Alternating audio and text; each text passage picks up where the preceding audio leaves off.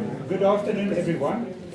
My name is Andre Gorein. I'm the Dean of the Faculty of Law, and I'm the honored person to welcome you at this session this afternoon.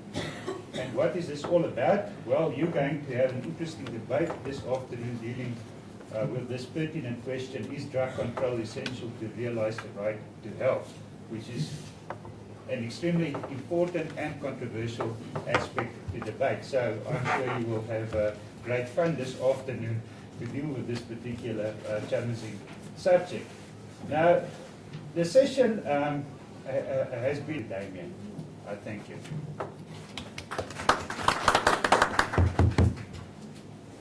Thanks very much. My name is Damon Barrett, as I mentioned. I'm based in Sweden, but my organisation is based in the University of Essex. I want to welcome you all here. It's great to see such a large turnout. This is the third of our debate series on issues of drug control and human rights. I'll mention some of the others in just a second. And in each case, we've had very good turnouts, which shows that there's I think, a strong interest from students in some of these questions. Our International Centre on Human Rights and Drug Control, we set up because there wasn't really very strong human rights jurisprudence in the drug policy sector. In particular, that was an unusual gap because we have international law on drugs, and the crossovers between human rights or humanitarian law and drug control law, for example, we thought were poorly explored. Just before I get into the debates program, I'd like to also have my own thanks first to the Centre for Human Rights here in Pretoria, to Essex School of Law, to Professor Frans Viljoen, to Dr. Magnus Killander, and to Mary for taking on the job at quite a late stage, actually. And it's not a very easy job to moderate a debate, so thank you very, very much for doing that. I'd like to mention the funder for these debates. It's the Open Society Foundation's Youth Initiative, which has an extensive debates program as part of its funding. And finally, aside from the speakers, who I think should be thanked without saying, I guess, my colleague Dr. Nancy Prudhomme, who did a lot of the arranging for this debate, but who has done enough travelling so far, so I'm here instead. Our debates program has been going for the last few weeks. There's going to be 6 debates in all, in 6 different countries. The last 2 have been, the first one in Galway at the Irish Centre for Human Rights, and that was on whether addiction should be recognised as a disability in international law. That was fascinating. And we've just finished another one at the University of the Columbia University in New York on the application of international humanitarian law to drug-related armed conflict, which again was very fascinating. And I think this particular debate here is going to be even more multidisciplinary than the previous 2, which had much more focused topics. This one's quite broad. But it's a very pertinent question for right now, because a UN General Assembly special session on drugs has been announced for 2016. And for many of us, this is the question that all of those governments should be asking when they're at the GA in 2016. Because the international drug control framework is established with the quote-unquote concern for the health and welfare of mankind. So the question of whether the policies and procedures and laws that are in place actually contribute to that or not is a very important one. We've chosen this topic, and I'll explain in a second. Strict drug control we define as in line with the international legal commitment at the moment, which is to limit the consumption of drugs to strictly medical and scientific purposes, which means that recreational use or possession isn't supposed to be permitted at state level. Now, just before we begin, I'd like to see a quick show of hands to gauge people's views on this. And if you don't know, that's fine. There'll be a show of hands for that too. I'd like to ask just a quick show of hands. How many people here think that limiting drug use to strictly medical and scientific purposes, so not allowing recreational use or possession for personal use, is necessary to achieve the right to health? Just a quick show of hands. Who thinks that that is in fact necessary?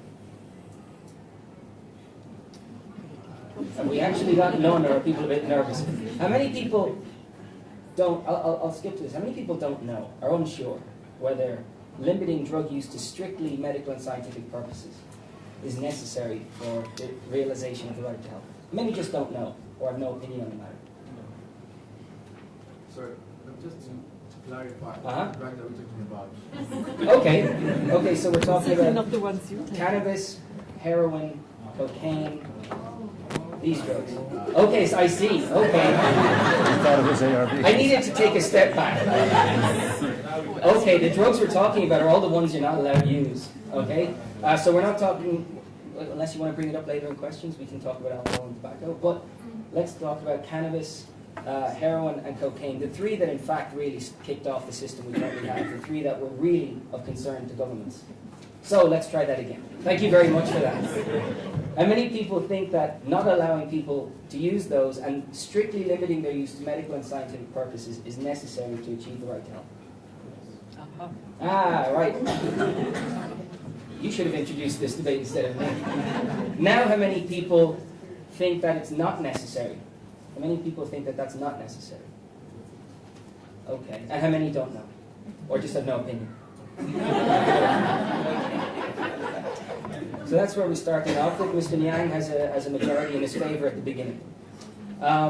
Without further ado, I just want to explain the format. We're going to have Mr. Niang speaking first for about 15 minutes, followed by Mr. Lewis, and then about a 5-minute rebuttal from each. And then what we're going to do is invite the speakers to, in Q&A with the audience, to abandon the more debate framework and speak to you more freely about these issues, if that makes sense to everybody. So thank you very much, and I'll hand it over to Mary. Thank you.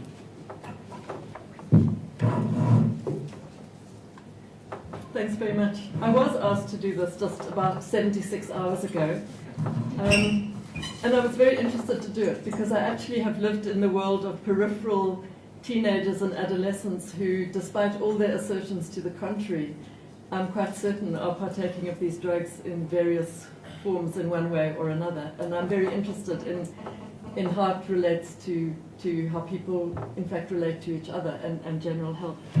So thank you, and it's something I know really nothing about. So it's really very good to be here. I thought before we start, I might just share with you, and I think it goes for both sides of the debate.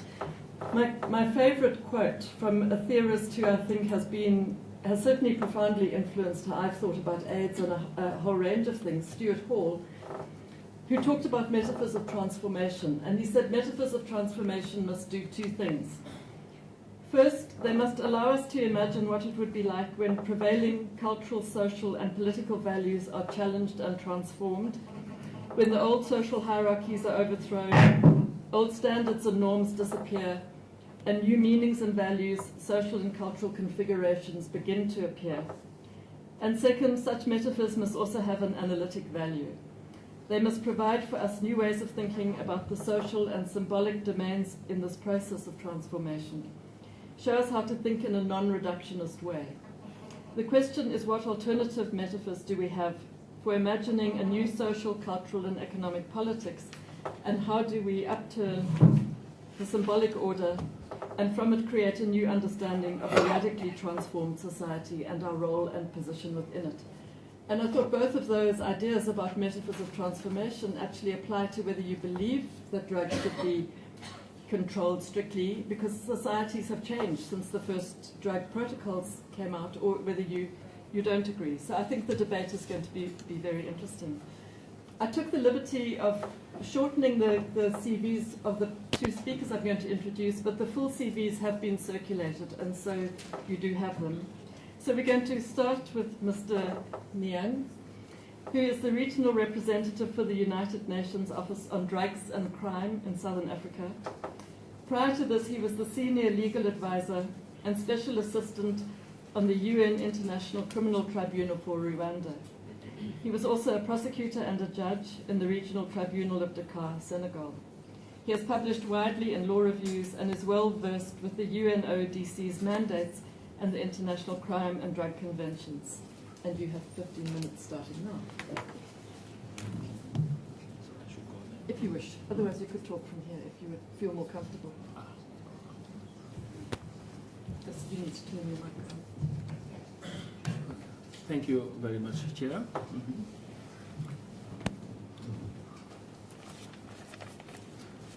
I would like to start with a disclaimer.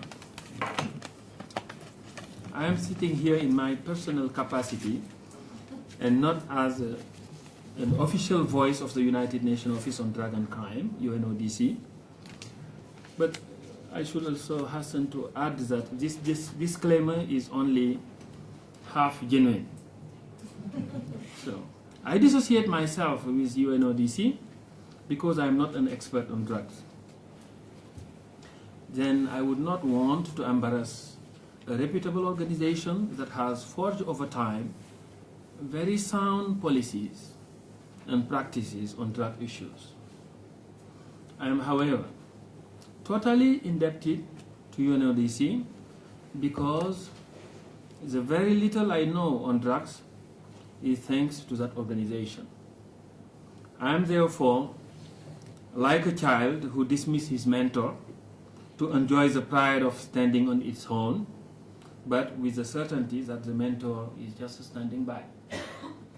So UNODC will be then my security net.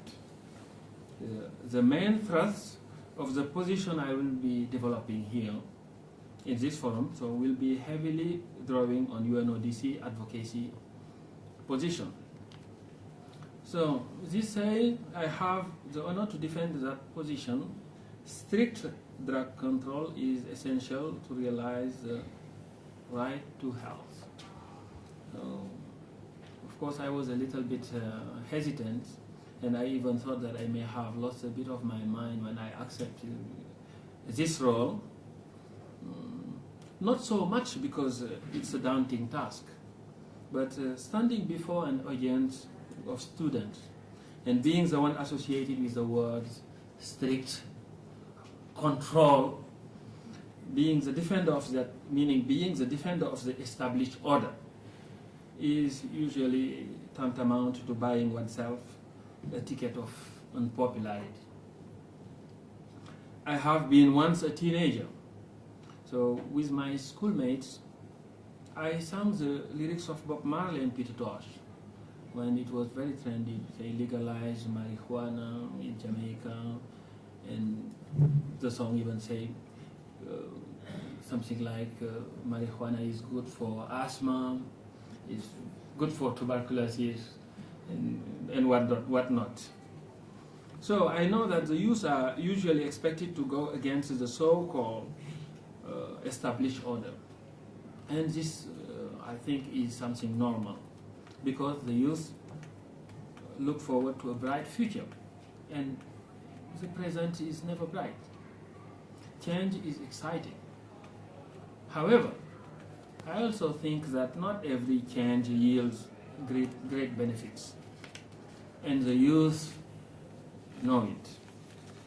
So when then in my childhood I was mimicking the reggae singers, it was certainly because their music was catchy, and because I wanted to appear as what we call in French a branché, a trendy.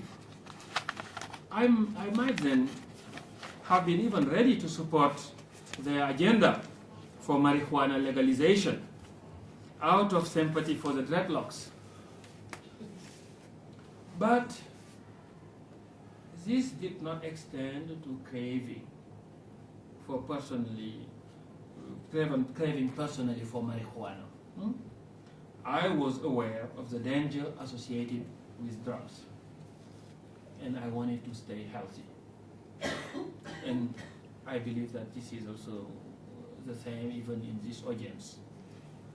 So that's against this backdrop that I feel then a bit of confidence now to argue for this motion of strict control.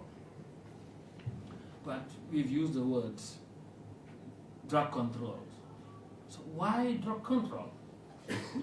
What is it about? These questions are straightforward, and the answer I will propose also will be straightforward. In the preamble of the Single Convention 1961, it is stated that addiction to narcotic drugs constitutes a serious evil for the individual and is fraught with social and economic danger to mankind. This finding is striking, but it is trite. I also think that it is beyond dispute.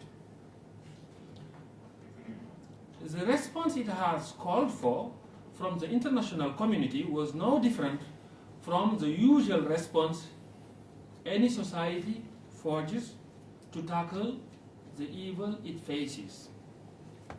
Among other means, it builds a legal framework to proscribe or contain the evil. In the case of drugs, the international community has strived to put in place over the last century a system of drug control.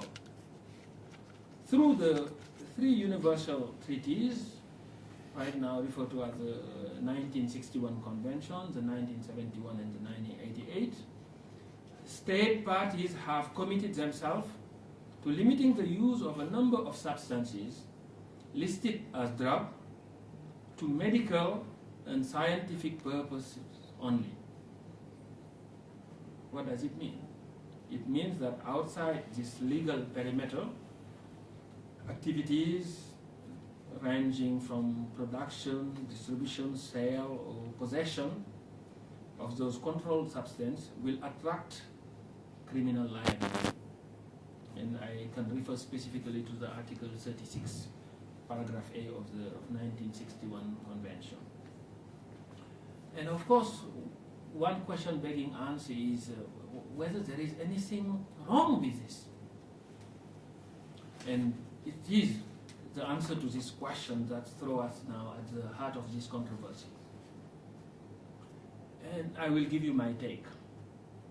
My take is that strict drug control is essential to the right to health.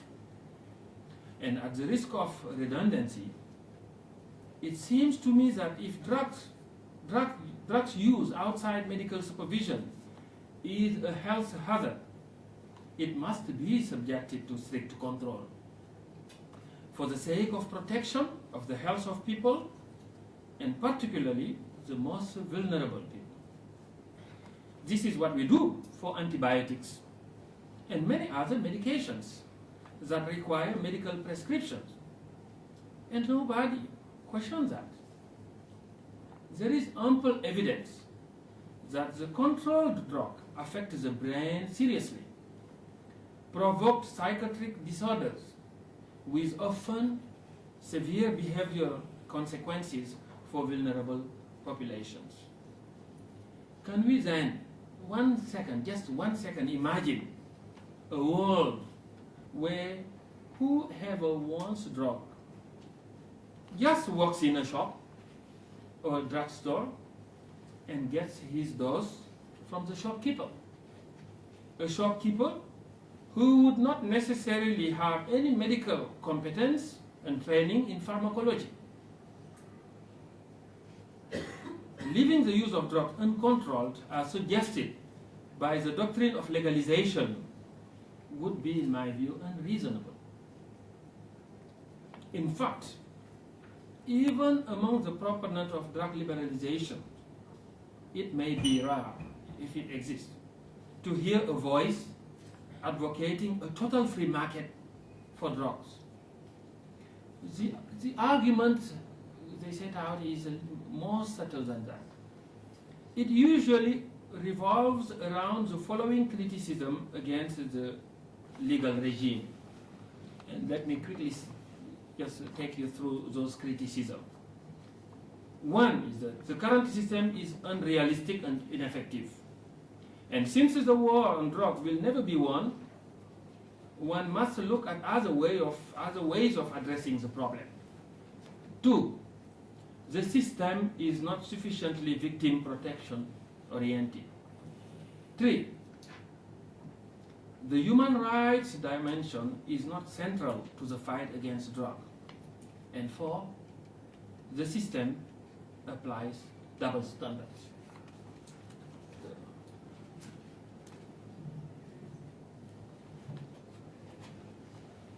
So let's try to revisit now this point to see what we can make of that.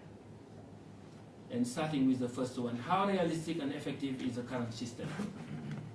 Critics of the current drug control system point often to the fact that a prohibition regime cannot work. They hold the current system of drug control responsible for the displacement of the problem, which is referred to as the balloon effect, rather than providing a sustainable solution. They lament that when drug law enforcement is very active and successful in some places, organized crime syndicates that control the drug market, like the Hydra of Lerner, will regenerate in another place, which is more vulnerable, with scores of further misery. And Latin America would be the perfect illustration of this work of Sisyphus. This has now prompted a new resolve to look for an alternative approach to the drug problem, including among prominent voices of a few head of states. In response to this contention, I would say that the argument is based upon a partly incorrect premise, which affects the subsequent reasoning. The current system of drug control is not a prohibitionist regime. Prohibition is part of it, it's not all of it. To present the current regime as prohibitionist is to narrow down the many options that the system embodies. And in so doing, one may well be looking for alternatives that are already available. In full congruence with the current regime of drug control, many state and UN agencies have engaged in sustainable livelihood projects which offer to vulnerable peasants previously confined to poppy or coca cultivation a decent living through the growing of lawful crops. We must be realistic. Whatever options are on the table, law enforcement response should be still part of the tool for drug control. If we now say that because organized crime constantly reinvents itself, we must abandon its cracking down altogether, we would be living in what I would call the abbey of Telemann, which Francois Rabelais described in the early 16th century. It is the harmonious place where everybody lives without instructions, only guided by one's conscience. But this place is yet to exist. It is utopia. Evil exists and we must tackle it. We must tackle it wherever it emerges, including by reinventing our tools to match the new techniques and tricks of the crime syndicates. By thinking that we will on one day be fully successful in this venture, it would also be another utopia. But at least the effort geared towards the containment of evil must be part of our daily endeavor. I am not fond of statistics because they are often subject to many possible interpretations. But to counter the argument that drug control is not working anywhere, one can point to many places in the world where the control system has helped reduce drastically the production of and consumption of drugs. And in this regard, because for the sake of time, I will just refer you to the UNODC World Drug Report 2012, where many examples are given, spanning from China to Thailand and Colombia. So this example of effective law enforcement do not tell the whole story. In addition to the supply control side, the convention offers opportunity to foster non-repressive policy on drug usage. And the proponent of liberalization of drugs should be more considerate of Article 26B of the Single Convention and Article 3 of 1988 Convention. These provisions give state party the option to provide alternative measure to punishment with the prescription of measure of treatment, education, aftercare, rehabilitation, and social integration. The extent of the use of such opportunity may be deemed unsatisfactory, and rightly so at times, but this would not justify blaming the legal regime itself. One may rather forcefully advocate a more frequent use of the non-repressive policies, and many UN agencies like UNODC just to do that. And in the face now of success story on drug law enforcement, another objection is to question the cost in possible, probable, or actual human rights violation in the drug control process. And the argument goes further to state that the current policy do not fully integrate the human right dimension. And human right, as I say, human right violations are never permissible. I will not stand to defend such violation. But we should not mistake the pursuit of a legitimate purpose with the poor manner in which an individual may go about it. Those individuals would be to blame and should be dealt with. If those violations are institutionalized, they should be equally denounced. But the legitimate purpose should not be abandoned altogether. Law enforcement duty can be and should be performed in full compliance with the law, in full compliance in full respect of human dignity. There are now numerous safeguards that exist and we can just use them. And now, let me just brush quickly this point about now why the human rights issue is not central, whether it is really central. So I think that the argument seems right, but I think that it is just a bit confusing, because it may be looking at the wrong place to search for the human rights safeguard. Because the main purpose of the convention is to build a legal framework for drug control. It is therefore normal that the convention do not address to their full extent the many human rights issues that must be present in the process of enforcement of the convention. The confusion created here would be similar to someone scrutinizing a criminal code meant to describe and define elements of crime, and that person will be just astonished that the right of the defense are not spelled out sufficiently in that code. Yes. So I would just invite that person to rather look at the criminal procedure code. So, and what I mean to say here is just that, yes, in those conventions you may not find everything, but you need to think that those conventions must be read together with some other instrument as well. And then once you do that, you will see that, you can make sense out of it. And one last, madam, if you allow me, the very last one, very last point would be the issue of double standard. And here again, when one look at it, because it goes this way, you go, why some drugs and not alcohol, and why also some drug and not cigarette? And of course, it seems to be right, because if you look at, for example, cigarettes, yes, the heavy toll on health is incomparable to many of the drugs. But still, as we say, two wrong do not make right. Two wrong do not make right. And if you see now the new trend on cigarette control, in terms of abridgment of the advertisement, in terms of all those measure restriction of the place where you can smoke, this, in my view, is also further testimony that the way to go is not just a total liberty, but rather to go for some strict control. Of course, there is much more to say, but for the sake of time, I'll just stop here. Thank you very much. Thank you.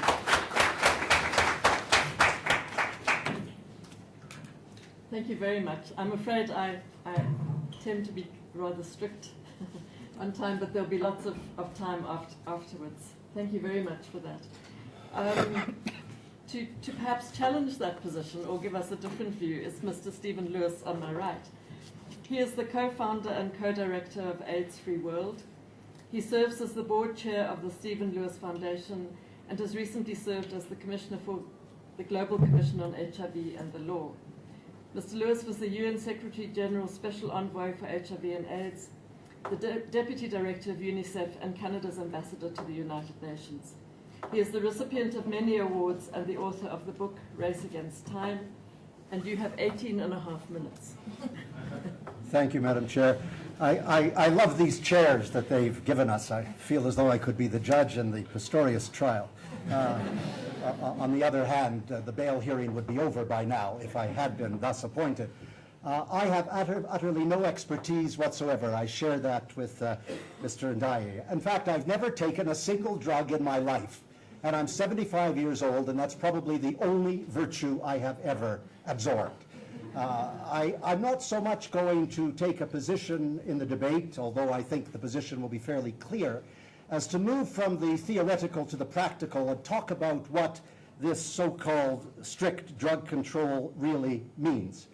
And I have 4 points I want to make, and I am hopelessly weary at this point in my life of the diplomatic niceties, which paralyze the United Nations system and everything that occurs within it, I'm going to speak as straightforwardly as my colleague spoke.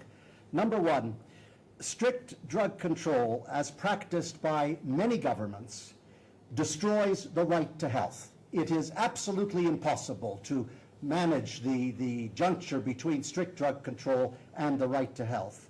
And I think it's necessary to abandon the euphemisms. Strict drug control means the war on drugs.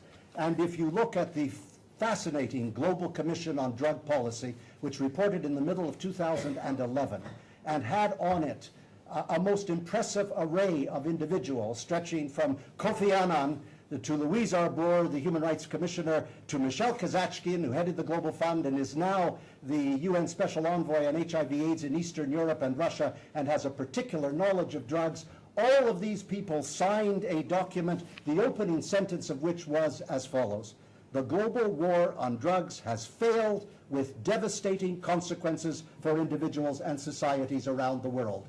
And it is absolutely and totally unequivocal that this strict drug control policy, as they describe it, has meant hardship, harm, and misery in country after country, group after group. And I think it's worth saying that the drug users have been subjected almost everywhere to extreme law enforcement, to impossible incarceration and brutality. The United States incarcerates incredible numbers of people for drug use illegitimately, extraordinary police brutality, forced detention camps for people who are the most modest of users, killings and murders of addicts, so-called, simply because they've used small portions of drugs in countries like Thailand and Vietnam and Southeast Asia.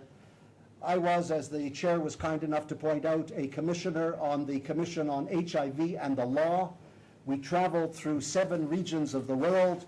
We published a pretty major document recently. It was blood-chilling to hear in every region the testimony, but particularly in Moldova, which was speaking to Eastern Europe and Russia, to hear the testimony of the injecting drug users and drug users generally. The behavior of the so-called law enforcement authorities verged on incomparable depravity. It would be seen as crimes against humanity if we imposed the International Criminal Court statute. And in terms of the consumption, I'm really sorry to disagree gently with Mr. Mandiaye. I mean, we are friends despite the vigor with which I'm making this presentation. We both have particular interests in Rwanda. Taking from the UNODC's own report, the increase in consumption of opiates from 1998 to 2008, for the last year for which the calculation was made, was 34.5%, of cocaine was 27%, and even of cannabis was 8.5%. To pretend that somehow the consumption has been curtailed by this strict drug enforcement policy is, I think, a kind of self-delusion. Policies should be based on scientific evidence and public health and empirical evidence. And to base it on this punitive instinct seems to me to be self-defeating. That leads me to the second of the 4 points I want to make. Here is the heartbreaking and enraging part. You will forgive me. The UN drug regime, the UNODC, the International Narcotics Control Board, and the Commission on Narcotic Drugs are part of this approach.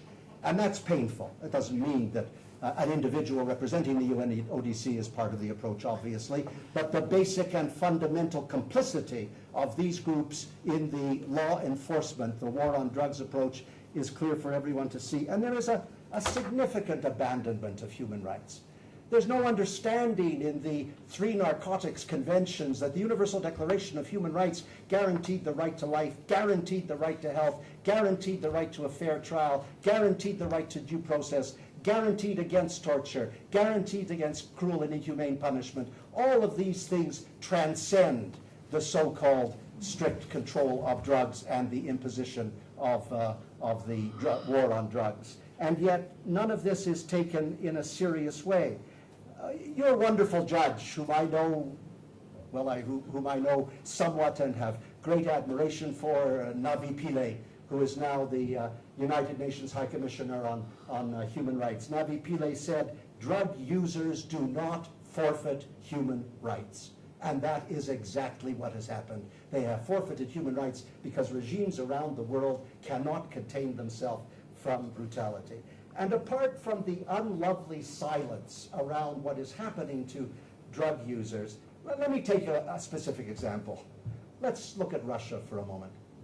Here's a country which will not embrace harm reduction principles or practices, will not embrace methadone treatment, even though methadone treatment has been responsible for saving the lives of millions. Its HIV rates are escalating dramatically.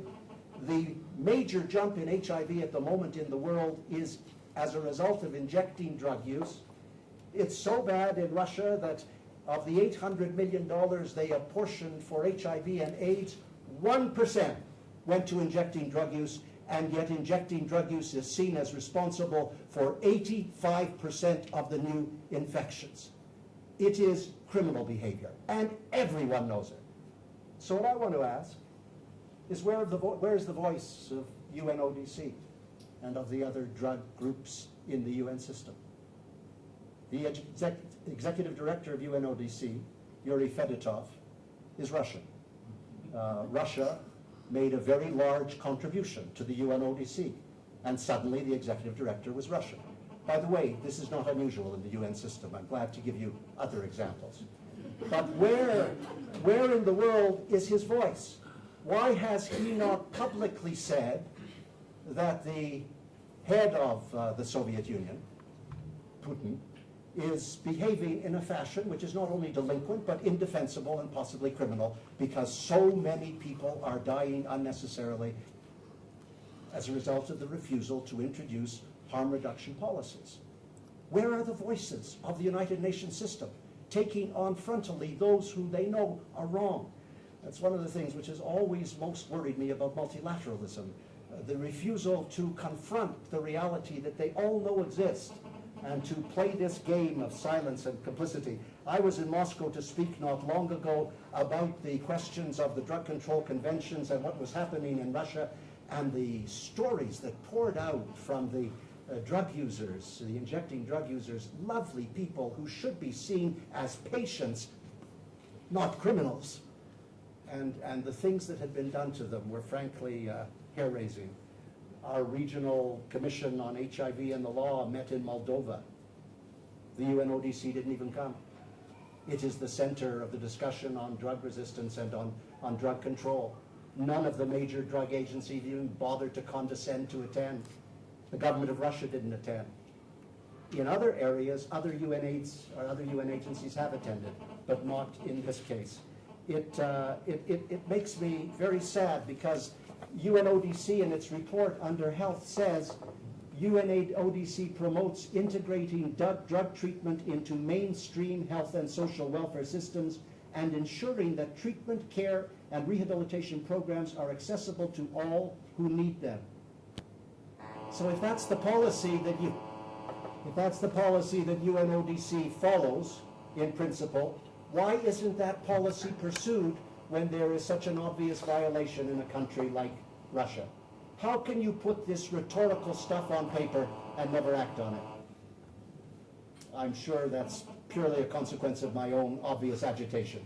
Don't worry about it otherwise. If I calm down, the sound will calm down. Number three, having raised Russia, you think it's, no, mine is off. Oh, is everybody's phone off? Mine is off. Might be a phone that's vibrating. So you need to turn off your vibrations, please. Mine is off, and nobody ever phones me anyway, so it doesn't really matter. Number three, having raised Russia, let me direct my remarks quickly to HIV and AIDS and the prevalence that is down everywhere, so it seems, except for injecting drug use. The advances that have been made are quite significant. I personally don't think they are sufficient, and I don't think that the world has done nearly enough as yet. But injecting drug use is of great concern. Of the 16 million drug users in Russia, for example, or overall 3 million are infected. And there are two central features, it seems to me, in the response. And I just want to read you again something from the Global Commission on Drug Policy. The global war on drugs is driving the HIV/AIDS pandemic among people who use drugs and their sexual partners. I beg you to see the significance of that. The global war on drugs, so-called strict drug control, is driving the HIV/AIDS pandemic among people who use drugs and their sexual partners.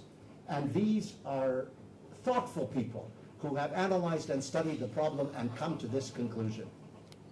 And it's a conclusion that is widely shared, except, alas, within the UN family. They go on to say, with the HIV epidemic growing in regions and countries where it is largely driven by injecting drug use, and with recent evidence that infections related to injecting drug use are now increasing in other regions, including sub-Saharan Africa, the time for leadership is now. Unfortunately, national and United Nations public health agencies have been sidelined. They mean the World Health Organization. While the war in drugs has been fueling the HIV epidemic in many regions, other law enforcement bodies and UN agencies, they mean the drug control agencies, have been actively pursuing an aggressive drug law enforcement agenda at the expense of public health. So to pretend that you can achieve health with strict control, which really means the war on drugs, 5 minutes, I shall speak with almost supernatural rapidity in order to encompass what it is that I want to say.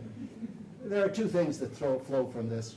One is the need for decriminalization and to take away criminalization of users of small amounts of drugs which do no harm to anybody else in countries like Portugal. So these very fierce regimes should be moderated significantly. Number two, have harm reduction policies everywhere. Clean needles, supervised injection sites, syringe exchanges, methadone, opioid substitution therapy, heroin prescription. It's worked in countries like Switzerland and Estonia and Australia and Switzerland and Holland. And in my own country of Canada, in British Columbia, there are startling declines in HIV dealing with those injecting drugs because of the supervised drug sites and the use of harm reduction policies. You see, if your policies, how do I say this adequately? If your policies are driven by a reverence for health and human rights, inevitably the worst of the manifestations of using drugs will decline. But if you see it as a law enforcement and punitive rationale, then the worst of the manifestations will increase. That's the way the world works. And right now, law enforcement has trumped the obvious need for public health. IDUs are not criminals. There should be patients. They should be seen as patients. They should be responded to in the most humane and compassionate and decent and scientifically based ways. We need a complete revamp of all the drug conventions, and we need leadership. At the end of their second report, called The War on Drugs and HIV/AIDS, How the Criminalization of Drug Use Fuels the Global Pandemic, the fine commission people write, and I want to read it to you. With the HIV epidemic continuing to grow among persons who use drugs, the time for national and international leadership is now. Within the United Nations system, key organizations, including the Joint United Nations Program on HIV/AIDS and the World Health Organization, have for too long remained on the sidelines while the war on drugs has fueled the HIV epidemic. I want to remind you, we still have 34 million people infected and only 8 million people in treatment, and the single largest and most accelerating increases are in Russia and the surrounding countries. While the Office for the High Commissioner for Human Rights has pushed for more balanced and comprehensive policies, other UN organizations, such as the United Nations Office on Drugs and Crime, and especially the International Narcotics Control Board, persist in pursuing an aggressive drug law enforcement agenda at the expense of public health approaches. And these are not hardline NGOs. These are former heads of state and people who have spent their lives dealing with public policy. And they've looked at this so-called strict drug control seen it as the war on drugs, understand the extraordinary damage it's doing, and have issued a kind of cri de coeur, a plea to the world to civilize our responses in favor of public health. Thank you. Thank you very much. Right.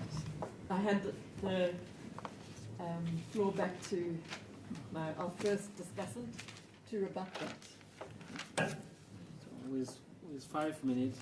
Yes, 5 minutes. Okay, so I'll just try to be. Our watches may not be in synchronization, but it's my watch that counts. That counts. But anyway, you won't. I can promise you won't have to stop me. I'll be very quick. Because mostly, in fact, I do not disagree with everything that has been said. I think it will be more a matter of perspective than really challenging the facts. Regarding what I have noted here is revolve around 2 or 3, 4 points.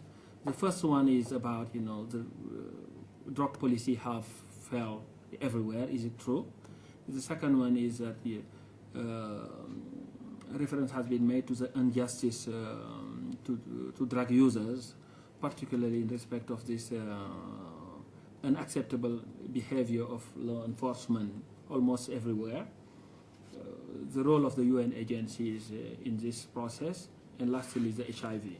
So regarding the first one, I think that's something I have covered to show that in fact, yes, it's not totally a story success, but to portray it as a total failure, I think that I may have my reservation about that. Because I think, as I say here, we are operating in an environment where statistics are very delicate to handle. And in some cases, you can see that these are the numbers. For example, you mentioned the UNODC report in which showing a certain form of stability in the drug consumption, meaning that, okay, things are not moving. But if you relate it to the growth of the population, so that can tell a different story. That can tell a story that, look, if the same proportion of the population had been considered over time, so then you can see that there are some results there. But this is not to say that it is a total success. Yeah, the challenges are still huge, and I agree with that. But there is now this fundamental point of human rights issue associated with the strict policy. I made quickly that point, and I would want to come back to it. I am not denying that, yes, maybe there have been lots of abuse. But the right question, and I think that you should not escape that question. The question is that, are those abuses the result of the strict control, the convention, the legal framework? And I think that the answer is an absolute no. What I think that people need to understand is that law enforcement agents, they operate in an environment and they are guided by a set of rules, and those rules are no different from when they are dealing with drug or when they are dealing with murder or rape. The law enforcement agent who go there to deal with a drug abuser should apply the same safeguard. That convention, the Convention on Civil and Political Rights would be the same. The Criminal Procedure Act would be the same. So one cannot blame the convention. The convention, it is just a set of laws that say that, okay, these are forbidden substances. One should not deal with them. For example, now, when it comes to abuse, I think that even the convention go further, in a sense that, and this is upheld by most of the UN agencies. I think that their policy is known that. Let me, if you allow me, just read you quickly, just what is, for example, UNODC's take. The single convention recognized as early as 1961 that punishing drug user and drug dependent individual is generally ineffective and counterproductive. People who use drug are violating the law, but they need social protection, education, health care, and possibly treatment of dependence, not punishment. The final aim of this intervention should be the full recovery and reintegration into the community. So this is the policy shared by most of the UN agencies. So I think that the confusion one must avoid is that, law enforcement policy being undertaken badly, we should not confuse them with the global legal framework. And of course, I would not agree that not only because of this confusion now to say that even the UN is a complicit. And I am happy because when you deal, I think, with a diplomat, it should be easy to understand each other. But of course, I remember last year I was in a meeting and I saw a colleague. He came out on many issues and very vocal. So the question some of these people were asking was he suicidal? But someone told me, no. In fact, he's retiring in a few weeks. So I'm not surprised to see that. But of course,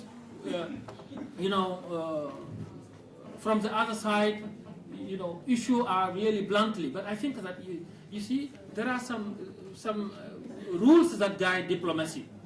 Neither UN, and I'm sure that even my friend, when he was a diplomat representing his country, cannot afford to go to Russia and tell Russia, no, this is wrong, this, you should abolish death penalty, you should do this, or you can't do that. Because I think that we are operating in an environment where all states are deemed equal and they freely also set their policies. If you disagree with them, there is a specific way of going about it. You may disagree, and UNODC disagree with many of those policies, but it's not for UNODC or other UN agency to go and confront them and tell them you are wrong and be vocal about that. But we need to support them. That's it. Oh, okay. Thank you. Right, back to you. All right, 5 minutes. I feel as though, having admitted that I'm 75, I'm somehow over the hill and can no longer and can no longer be vocal. I don't pretend that drug policy has failed in every single instance. I'm simply giving you the opinion of people who've studied it carefully and said that overall drug policy has had devastating consequences for individuals and societies. And even Barack Obama has now publicly said that the punitive law enforcement approach of the United States has to be reevaluated because they are simply out of control. And that's what happens when you have this so-called strict drug control.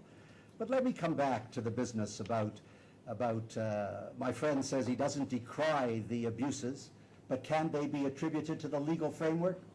Let me tell you something. 15 very good commissioners. I exempt myself. But people like Edwin Cameron, people like Festus Mackay, the former president of Botswana, people like Enrique Cardozo, the former president of Brazil, people like Sylvia Tamale, the lawyer with Makerere in Uganda, people like Bintz, who was the social affairs commissioner for the Africa Union. This extraordinary assemblage of people came to the conclusions that of course it was rooted in the conventions. And one of the recommendations we made was that the conventions had to be completely overhauled and reformed, because the way they were operating, they were inevitably giving comfort to the excesses that are practiced. The fact that the words in the conventions are friendly means, with great respect, very little. Take a look at the Security Council resolutions. 1315, 1820, 1888. All of them calling for an end to sexual violence. All of them using the most extraordinary language to decry the contagion of sexual violence and rape around the world. What difference does it make that these rhetorical salutations are offered? Take a look at the Convention on the Elimination of All Forms of Discrimination Against Women, and everybody who believes it and agrees with it. But to what extent has that managed to diminish the extraordinary sexual violence that is causing such berserk behavior around the world? What's important is the implementation, not the rhetorical flourishes. And I know something about that because I'm given to rhetorical flourishes. but the implementation is the crux. And if the implementation is lousy, then the documents on which it is based are frankly suspect. Now I want to say something in self-defense. When I was a diplomat for Canada, I did fight with Russia on the floor of the General Assembly. I told them what I thought of their landmines policy in blowing up little children in Afghanistan, and had a bitter battle with the Russian ambassador. So what? I mean, if you live a life of self-censorship, you'll never survive in this world.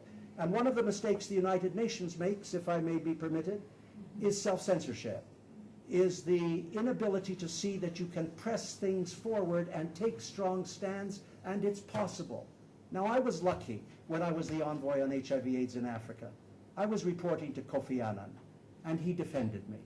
He defended me when I was having some gentle disagreements with people like Manto and a fellow named Mbeki. I said some pretty harsh public things about the denialist policy in South Africa and the refusal to roll out ARVs and what it would mean.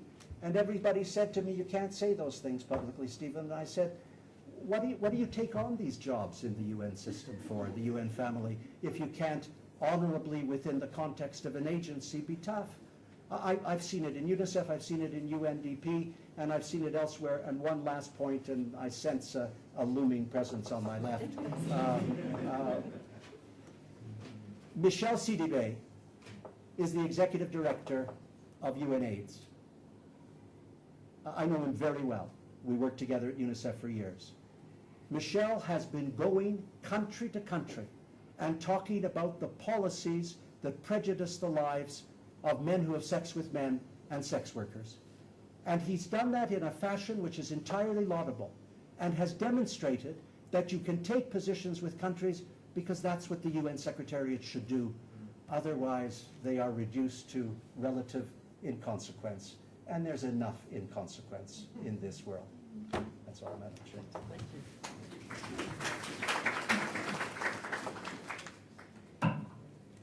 Thank you very much to both speakers.